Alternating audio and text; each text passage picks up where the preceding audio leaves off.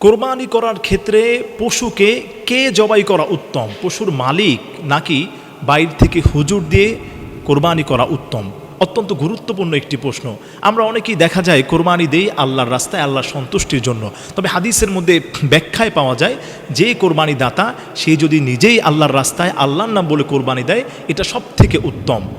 এরপরে যদি না হয়, ওই ক্ষেত্রে আমরা আলেম ওলামাদের শরণাপন্ন হব এবং যারা পারদর্শী জবেহ দেওয়ার ক্ষেত্রে তাদের শরণাপন্ন হব, তাহলে আমাদের কোরবানিটা হয়ে যাবে। তবে কথা হচ্ছে, যার যেই কোরবানি, ধরেন আপনি একটি পশু ক্রয় করেছেন এবং এই পশুর মালিকও আপনি, আপনার উপর দেখা যায় কোরবানি ওয়াজিব হয়েছে, এই ক্ষেত্রে আপনি সুন্দরভাবে জবাইয়ের সিস্টেমগুলো আপনি জেনে নেবেন এবং আল্লাহর নাম নিয়ে আপনি জবাই করতে পারলে এটাই হবে আপনার জন্য উন্নত এবং উত্তম। তাই আপনি চেষ্টা করবেন নিজের পশুকে নিজেই কোরবানি দেওয়ার জন্যে, অন্যের আশা না করে নিজেই সুন্দরভাবে জেনে নিজের পশুকে যখন কোরবানি দিবেন, তখন দেখবেন আরও বেশি আবেগ, আরও বেশি ভালোবাসা নিয়ে আপনি আল্লাহর রাস্তায় আপনার পশুকে কোরবানি দিতে পারবেন ইনশাআল্লাহ।